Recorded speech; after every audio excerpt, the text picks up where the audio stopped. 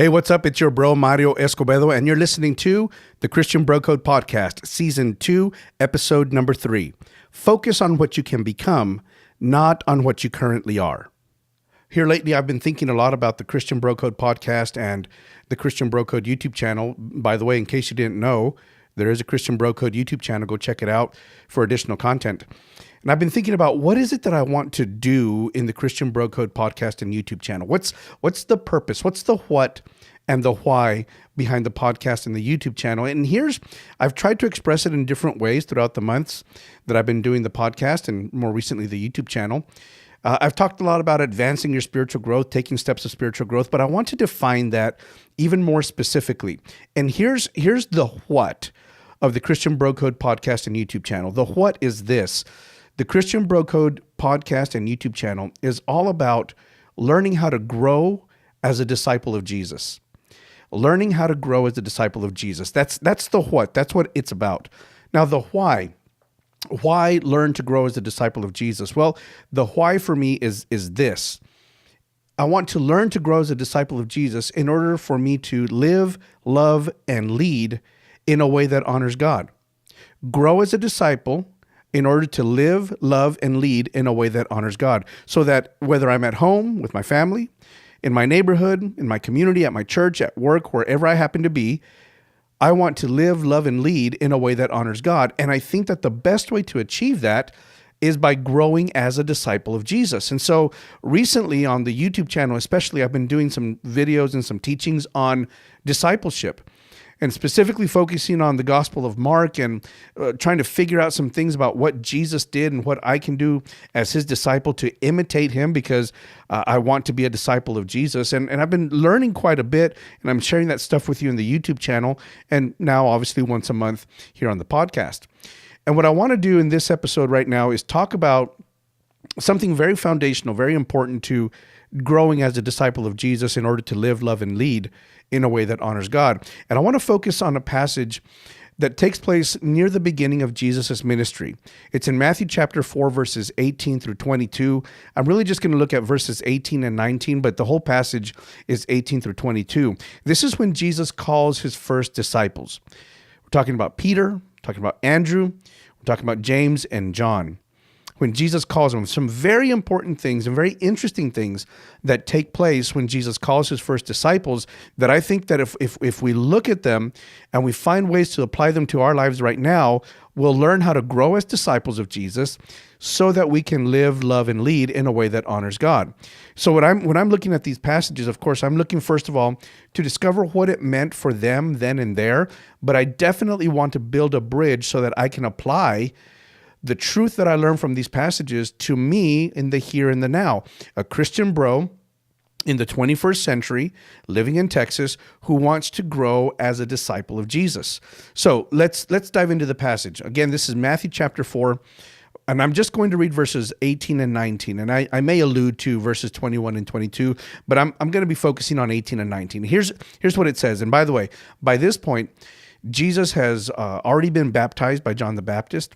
Jesus has already spent 40 days in the wilderness. He was already tempted. And he started to preach a little bit, not a whole lot, but he's already started to preach. In fact, in Matthew chapter 4, verse 17, it says that he was starting to preach by saying, "Repent, for the kingdom of heaven is at hand." And then we jump to verse 18, and this is what it says. While walking by the Sea of Galilee, he saw two brothers, Simon, who is called Peter, and Andrew, his brother. And they were casting a net into the sea, for they were fishermen. And he said to them, "Follow me, and I will make you fishers of men." I'm going to stop there.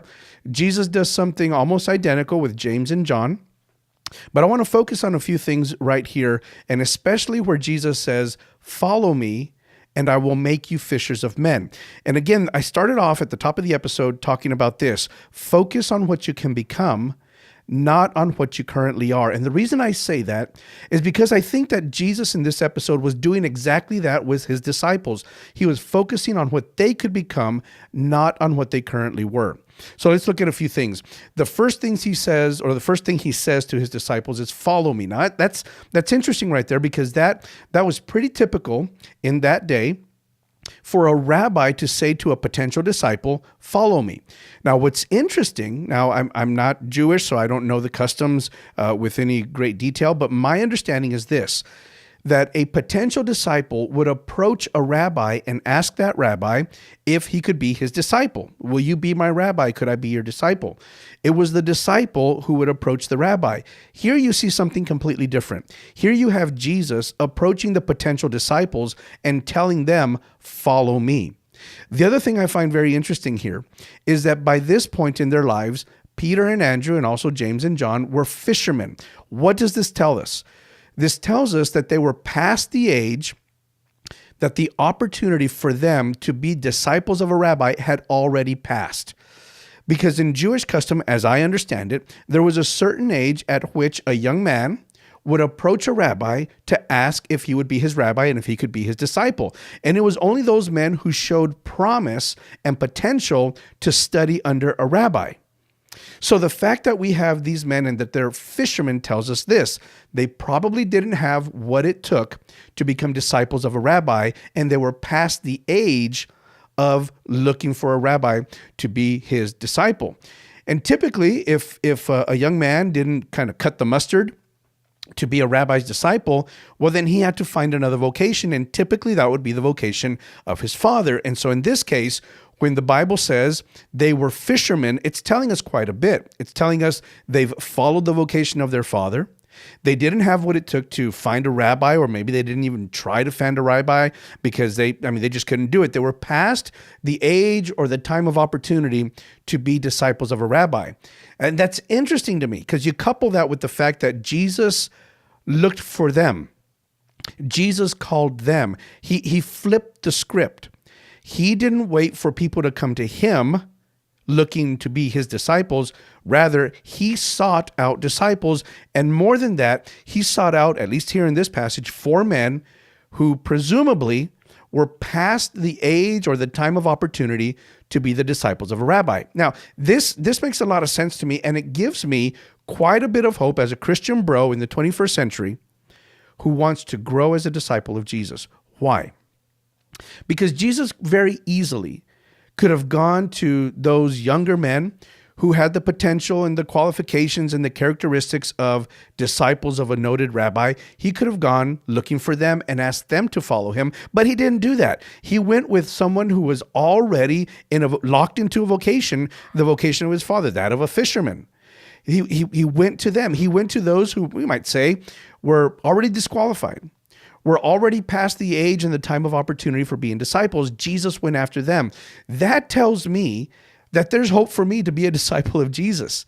That the age and the time of opportunity for me to be a disciple of Jesus, that window hasn't closed. I can still be a disciple of Jesus, and I can grow as a disciple of Jesus. That window of opportunity is still open, and Jesus, I think, is still calling men and women to follow him and to be disciples. Now, the other thing I take away from this, very important, and this is, again, I'm going to go back to how I started this at the top of the episode, and this is really the big idea for this episode. Focus on what you can become, not on what you currently are, because that's what Jesus did here in this case. Here's what I mean. Jesus said, follow me, and I will make you fishers of men. I want you to notice, Jesus is using the language of outcome. He's talking about results. He's talking about outcome. He says, I will make you fishers of men. At this point in their lives, Peter and Andrew had really no notion of what it would mean to follow Jesus and what the outcome would be. But notice what Jesus does. He uses the language of outcome and result. If you follow me, this is what you will become. If you make the decision to follow me, here is what you can become. Now, I can envision Jesus sort of standing in an undefined future, an unspecified future of the disciples, and seeing, of course, because he was God incarnate, but he was able to see what the disciples were going to become. The disciples couldn't see it yet. The disciples had no notion in the present when Jesus was calling them. They had no notion of what they could become. They only knew what they were. Jesus was looking beyond that. He was looking to what they could become. He wasn't necessarily looking at what they currently were. He was looking at outcome. Here is what you can become if you heed this call and if you decide to follow me. Here is what you can become. Jesus is speaking the language of outcome. Jesus was speaking the language of, here's what you can become. I'm not really interested at this point in what you currently are. When you think about that's pretty incredible, because look, along with that, notice, I'm going to focus on this. Jesus was speaking the language of outcome, not the language of task. Let that sink in for just a second. He was speaking the language of outcome, not the language of task. Again, he was telling them what they could become. He wasn't telling them what they were going to have to do. He didn't start laying out all the different things they were going to have to do. He wasn't laying out all the different tasks they were going to have to accomplish in order to be his disciples. He was speaking the language of outcome, not the language of task. Notice what Jesus did. He didn't start by saying, okay, if you want to be my disciples, you're going to have to do this. You're going to have to learn this. You're going to have to leave this. You're going to have that. He didn't start giving them a list of tasks. He didn't give them a to-do list. He spoke the language of outcome. He never said, here's what you're going to have to do. He said, this is what you're going to become. And that's important. Now, I'm not saying that the disciples weren't going to have to do anything. Of course they were. Of course they were going to have to do stuff. Of course they were going to have to learn a whole bunch of stuff. There were definitely going to be many, many tasks along the way to becoming fishers of men, along the way to becoming disciples of Jesus. Now, pardon me while I take a little sip of water here. There were going to be many tasks that they were going to have to do, no doubt. But Jesus wasn't focusing on that when he called them. He was looking down the road to talk about what they could become. Focus on what you can become, not on what you currently are, because that's what Jesus did with the disciples. And I believe that that's what Jesus continues to do with us today. See, our tendency as Christian bros living in the 21st century, when we think about being disciples of Jesus, we tend to focus on all the things we would have to do, when Jesus is calling us to focus on what he can make us become. And that's important, because Jesus said, I will make you. He said nothing about what you are going to become on your own.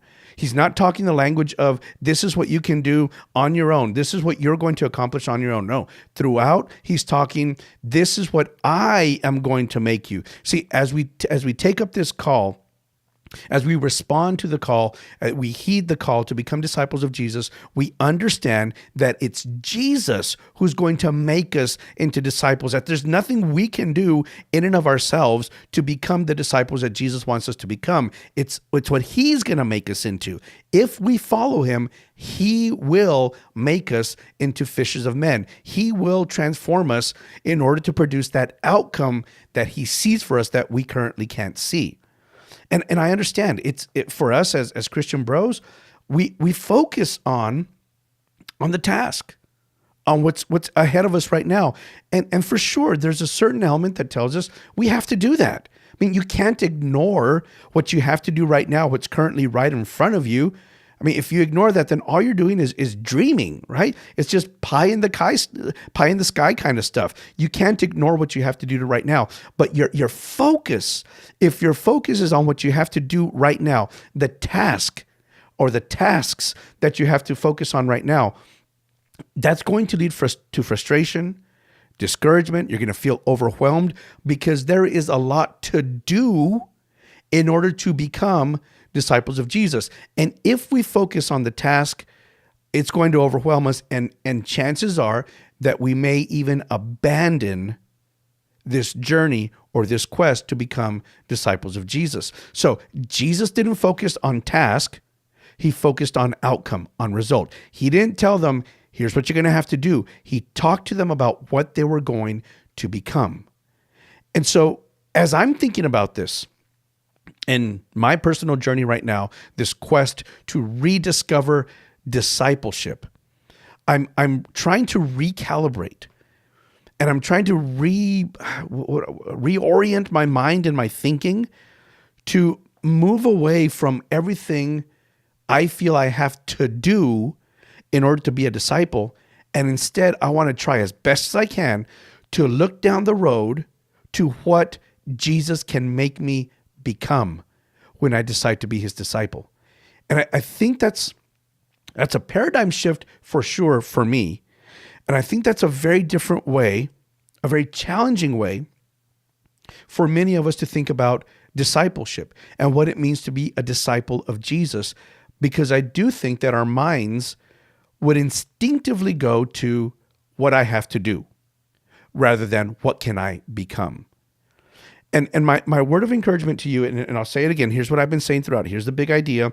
Look at what you can become, focus on what you can become, and not so much on what you currently are. Because Jesus focuses on what you can become, not so much on what you currently are. And I'll say this. I wrote this earlier today as I was preparing to record this episode. If you focus, look, here's I'm just going to read it exactly how I wrote it. You won't buckle under the weight of what you have to do when what you can become is clear. If you're absolutely clear about what you can become in Jesus, what he can make you become, if you're clear on that, then all the things that you will end up having to do, because you will have to do stuff, they won't be as burdensome, because what your focus is on what you can become. Now, notice I didn't say that things are going to be easier. No. I didn't say that there's going to be less to do. No. I'm just saying that when you focus on the outcome, you focused on the vision, you focus on that, then all the things that you have to do, you can say, okay, if this is what I have to do in order to become, then I'll do it, because Jesus has shown me what I can become. I've caught a glimpse of what I can become, and what I have to do, okay, it's worth doing it for what I can become. If Jesus has given me a glimpse of what I can become, I will sacrifice, I will work, I will struggle for what I have to do, because the reward, the outcome, what I can become is far greater than the sacrifice I'll have to invest in what I have to do right now. And really what I think Jesus was doing, Jesus was a great leader.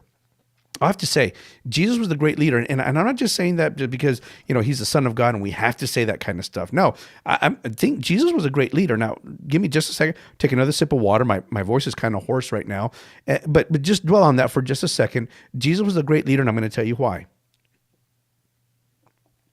Okay, nice sip of water. Jesus was a great leader because he focused on outcome. Jesus was a great leader because right now, you know what Jesus is doing in these verses? You know what he did? He was casting vision. He was casting vision to the disciples. While they were casting nets, he was casting vision. And he was going to remove them from casting nets. And the way he was doing that was by casting vision in front of them, by telling them, here is what you can become. I will make you fishers of men. I'm going to do this. Here's the outcome. Ignore the tasks. For now, don't focus on the task. I want you to focus on what you can become. And I'll say this again. When you think about and when you're clear about what it is that you can become in Christ, when you heed the call to be his disciple, the weight, the burden of what you have to do becomes bearable. You won't buckle. You won't collapse under the pressure, under the weight, under the difficulty of what you have to do in order to become. But it all starts with being clear on what it is that Jesus can make you become. And in this case, it's fishers of men. In this case, it's disciples of his that make other disciples.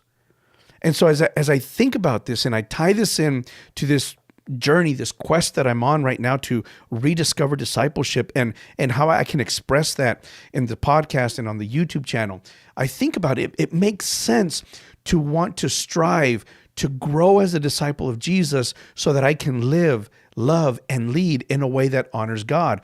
Because I know I just have to believe that if I grow as a disciple of Jesus, the practical expression of my growth as a disciple of Jesus will be that I will live, love, and lead in a way that honors God. That has to be the outcome. There can't be another outcome. Things can't be worse, right? That makes no sense. If I grow as a disciple, my life isn't going to be worse. I'm not saying it's going to be easier. If anything, it's going to be more difficult, but it certainly is not going to be worse. So I'm looking at the outcome, and it makes sense. If I learn to grow as a disciple of Jesus, I will be able to live, love, and lead in a way that honors God in my home, in my marriage, as a father, where I work, in my neighborhood, when I'm at the grocery store, when I'm at the hardware store. Doesn't matter. When I grow as a disciple, the outcome will be that I will live, love, and lead in a way that honors God. Now, I'm going to point one last thing out. This is kind of just parenthetical here. But Jesus, I think in Matthew chapter 28, verse 16 through 19, the Great Commission, I think Jesus reiterates what he said here in Matthew chapter 4, verses 18 through 22. He says it differently. He says it in a way that the disciples can understand. Notice that right here in verses 18 and 19, he's still talking to fishermen. So he speaks the language of a fisherman, right? Follow me, and I'll make you fishers of men. In the Great Commission, Jesus pretty much said the same thing, but now he changed the language because the disciples could handle the new language. And in Matthew 28, in the Great Commission, 16 and following, he says, now go and make disciples of the world, of all nations. Now imagine if at the time that Jesus called the disciples in Matthew chapter 4, imagine if he had used the language of Matthew 28 with the disciples in Matthew chapter 4. Imagine if at the call in Matthew chapter 4, when he approaches them here by the Sea of Galilee, imagine if he had told them, follow me, and you're going to make disciples of the nations. I think that is, my response would have been, listen, you look like a nice guy, but I'm just a fisherman. You're kind of asking a bit too much right now. I'm a fisherman. Thanks, but no thanks. I appreciate the opportunity, but making disciples of all nations, that's kind of a big thing, right? And I just don't think I'm up to the task. So Jesus he knew the outcome. He knew he wanted them to make disciples of all nations, but they weren't ready for that yet in Matthew chapter 4. So he spoke language. It was still the language of outcome, but in a way that they could understand. I'm going to make you fishers of men. But after they spent 3.5 years with him, they saw him do miracles, they heard his teachings, he discipled them. Then he pretty much tells them the same thing, but now he uses language that they've grown into. They've grown into the language of him being able to tell them now, go and make disciples of all nations. Oh, yeah, we can do that. And I can imagine Jesus saying, look, I'm telling you the same thing. You're now going to go out and be fishers of men. I'm just using language that you've grown into now. Go and make disciples of all nations. And I say that because depending on where you are right now in your walk, your journey, in growing as a disciple of Jesus, Jesus is going to speak to you in a language that you can understand. He already knows the outcome down the road, what he wants to make you become. But he's going to speak to you in a language that you can currently handle and currently understand. But he already knows what he wants to make you become. And down the road, he's going to tell you the same thing he's telling you right now, but he's going to use language that you have grown into. Because right now, he might be telling you something like, I just want you to be helpful at the church. When he's really telling you, I want you to start a men's ministry at the church. He can't tell you that right now. That'll blow you away. That'll be your thanks, but no thanks. So right now he's probably just telling you, hey, why don't you just go set out some chairs right now? Why don't you just help the pastor cut the grass or whatever? He's using language right now that you can understand, but he's already thinking down the road about what he's going to make you become. And I'd have to say that he has big plans in store for all of us. And it's all going to start with whether we will heed the call to be disciples or not. Jesus cannot make us become anything if we do not answer the call to follow him. That's where it's going to start. But I'll leave you with this again. Reiterate the big idea. Focus on what you can become, not on what you currently are. Well, that's it for this episode. I produce a new episode the first Monday of every month. Thank you so much for taking time to listen to this. Let's continue to grow as disciples of Jesus, Christian bros in the 21st century, looking to grow as disciples of Jesus so that we can live, love, and lead in a way that honors God. All right. Until next time, bro, God bless.